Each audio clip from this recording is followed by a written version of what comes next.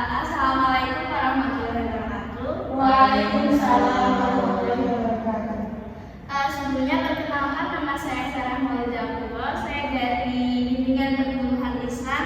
Di sini saya akan sedikit menjelaskan materi tentang pentingnya mental health pada remaja milenial saat ini. Sebelumnya mohon izin perkenalkan diri dulu untuk Mbak. Perkenalkan, nama saya Sofia Athena dari Bimbingan Pertumbuhan Islam. Perkenalkan, nama saya Saidah Nurul Azri dari Bimbingan Pertumbuhan Islam. Baik, di sini menurut pendapat dari Mbak di sini, mental health itu apa sih? Ya, jadi mental health itu kayak kesehatan jiwa yang berkaitan dengan kondisi emosi, kejiwaan, dan psikis seseorang. Ya apa ya? Misalnya kayak pembelajaran sosial saat ini, stres dalam jangka waktu lama, tanpa adanya penanganan dan mengalami kekerasan dalam rumah tangga. Kalau menurut Mbak Sofia sendiri, mental health itu apa sih? Menurut saya, kesehatan mental yaitu kondisi ketika kita dapat berpikir positif, kondisi dalam arti badan kita tenang, kita tidak mendapat tekanan atau tuntutan dari apapun itu. Nah, ketika kita mempunyai pemikiran atau berpikir secara positif, kita tentu akan namanya mental. Nah, jadi di sini kita sebagai seorang remaja itu perlu sekali untuk menjaga kesehatan mental, karena kesehatan mental itu berpengaruh dalam kehidupan kita sehari-hari. Jika kita terkena gangguan mental, maka kita tidak akan fokus dalam menjalankan kehidupan, aktivitas, bersekolah atau berkuliah atau yang lain sebagainya. Baik, terima kasih atas tanggapan yang kalian berikan kepada saya. Mencegah kesehatan mental pada remaja sangat penting untuk memastikan perkembangan yang sehat dan berkualitas dan kualitas hidup yang baik. Dengan kita menjaga kesehatan remaja dengan baik, remaja dapat menghadapi tantangan hidup dengan lebih baik, menjalani kehidupan hubungan yang sehat dan mencapai potensi pada mereka, dan juga bisa untuk mengembangkan kecerdasan emosional dan kemampuan mengenal diri pada saat kita beranjak dewasa ini. Penting banget buat kita menjaga kesehatan mental juga, soalnya kalau mental kita baik, kita juga bakal bisa berdampak baik pada orang-orang di lingkungan gitu. Kemudian yang selanjutnya ada aspek-aspek yang mempengaruhi tentang mental health pada remaja. Yang pertama ada keinginan akan adanya kebebasan. Jadi saat remaja mulai tumbuh nih, terus keinginan untuk mengambil keputusan secara mandiri yang tadinya lebih banyak diarahin sama orang tua, terus remaja itu mulai untuk tanggung jawab dan mengambil keputusan yang sesuai apa yang kita pengen gitu.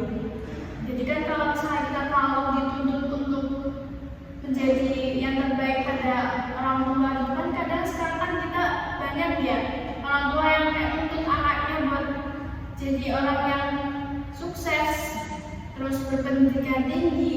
Nah, sedangkan mereka itu juga belum mesti pembimbing kita dengan baik juga gitu loh. Kita juga sebenarnya kan banyak minat yang beda-beda.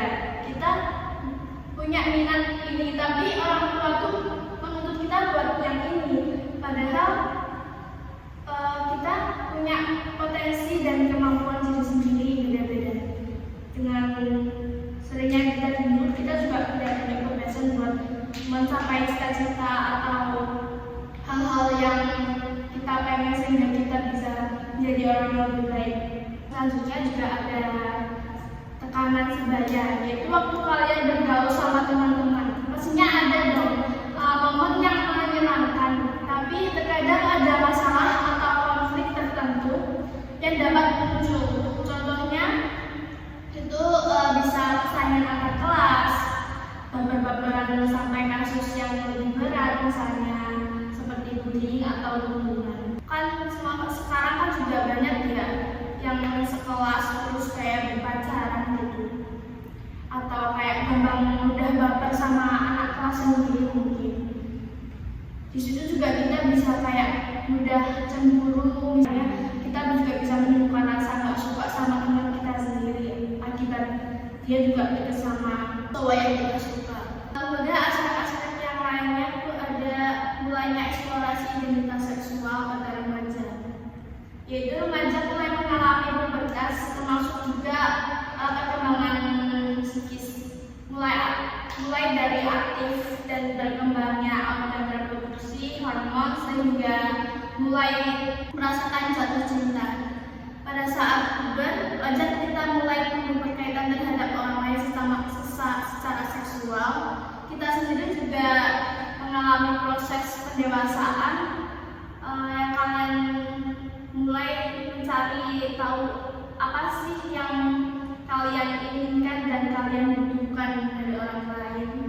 Terus ada meningkatnya akses dan penggunaan teknologi, yaitu ada zaman sekarang tentunya lebih mudah ya mengakses internet.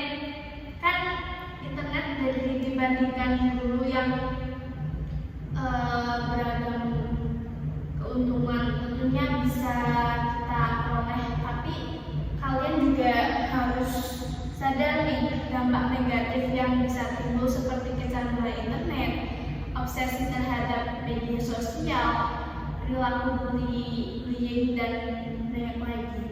Dengan kita juga bisa menggunakan media sosial dengan baik, dengan adanya internet saat ini pada zaman dulu, kita harus banget nih menjaga dan menggunakan media sosial dengan baik. Karena kalau kita salah menyalahgunakan, kita seperti halnya kayak mudah percaya sama info-info yang hoax gitu. Terus maka dari itu penting banget kita buat menggunakan media sosial dengan baik.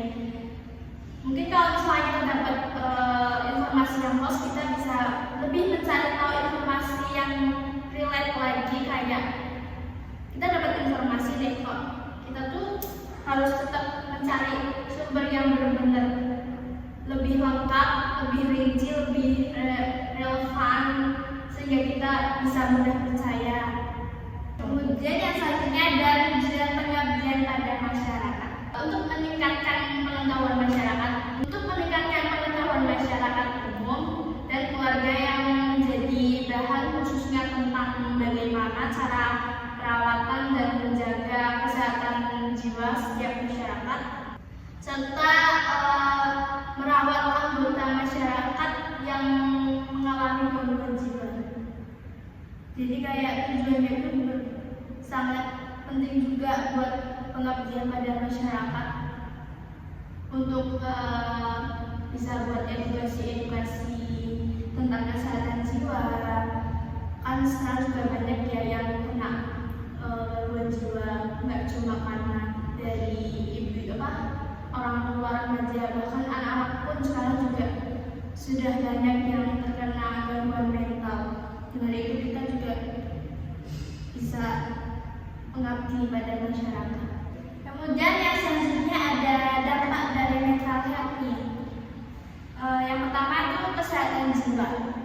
Kesehatan jiwa itu dapat menimbulkan masalah kesehatan jiwa baik tidak terselesaikan dengan baik. Kemudian ada hubungan keluarga, yaitu hubungan dengan orang tua akibat interaksi sosial di luar lingkungan dan keluarga. Terus ada juga gangguan psikologis. Kemudian ada juga gangguan psikotis, yaitu munculnya gangguan psikotis yang berlanjut sampai masa dewasa. Adapun juga gangguan mental, yaitu kesehatan mental yang buruk dan juga dapat mempengaruhi kesehatan fisik seperti gangguan jantung, kencing manis, tekanan darah tinggi, stroke, gangguan tidur, sakit kepala, hingga gangguan pernafasan. Kemudian yang selanjutnya ada kanker selaput.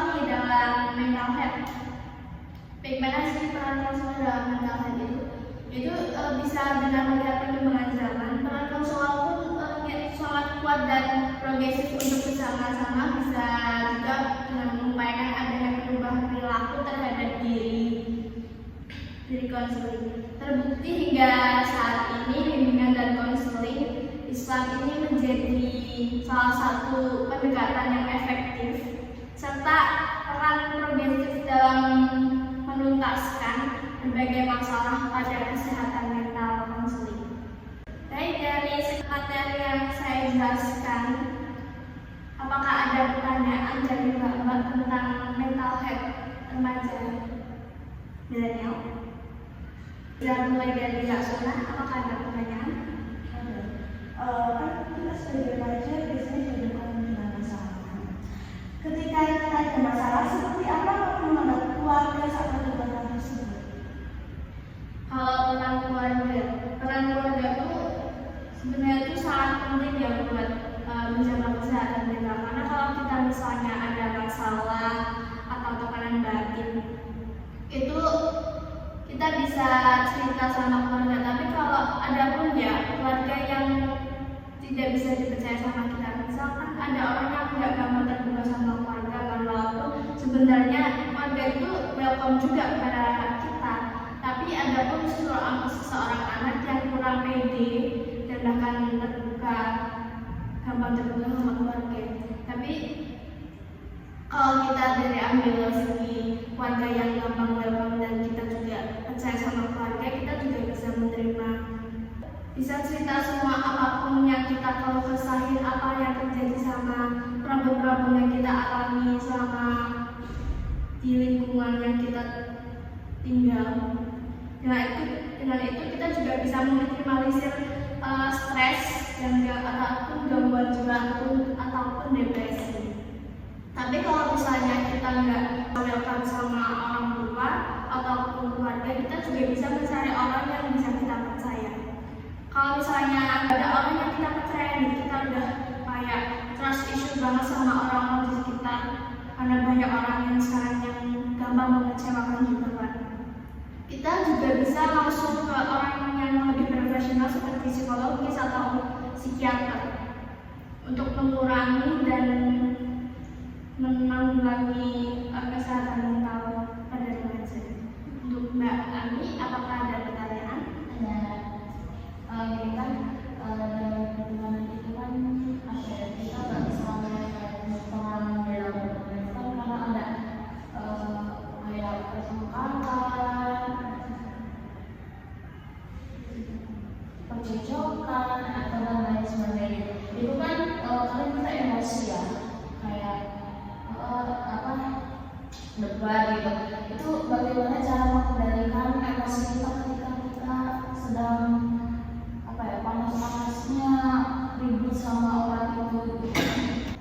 Jadi kalau menurut saya sendiri untuk mengendalikan emosi itu bisa dengan kita sebelum bertindak atau sebelum menanggapi orang, kita harus berpikir terlebih dahulu apakah perkataannya atau perilaku kita, tindakan kita itu akan benar atau tidak. Kalau misalnya kita kayak ceplos-ceplos terus kayak asal bertindak itu, secara langsung kita juga bisa menyakiti hati dan maupun fisik pada lawan bicara. Terus juga kita bisa lebih sebelum kita berbicara itu lebih baik dipikir lebih dahulu, karena kalau dalam kita keadaan emosi kita tuh secara langsung kita juga bisa lupa dan akan perkataan atau perilaku, jadi kayak spontan. Kan kita nggak tahu ya, kalau mungkin menurut kita itu tanggapan kita itu benar, tapi belum tentu tanggapan kita itu juga dianggap benar sama lawan bicara. Mungkin kalau lawan bicara itu anggapnya sakit banget nih kok tanggapannya kayak gitu, padahal di pikiran kita yang menganggapnya itu sebenarnya tuh udah benar gitu. Padahal itu dalam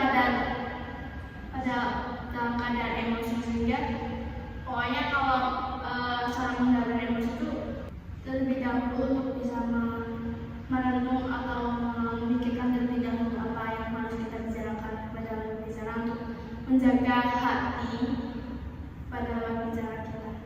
Terima kasih. Baik, terima kasih. Dan